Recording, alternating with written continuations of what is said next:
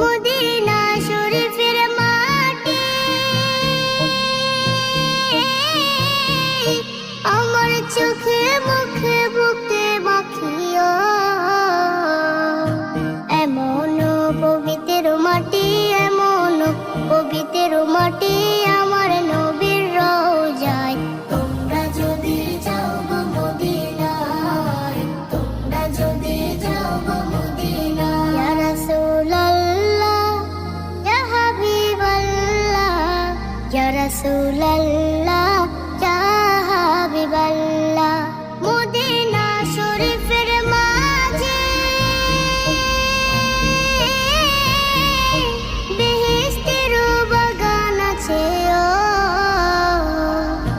সেই বাগানে শুয়ে আছেন, সেই বাগানে শুয়ে আছেন প্যারা নবী মুস্তাফা।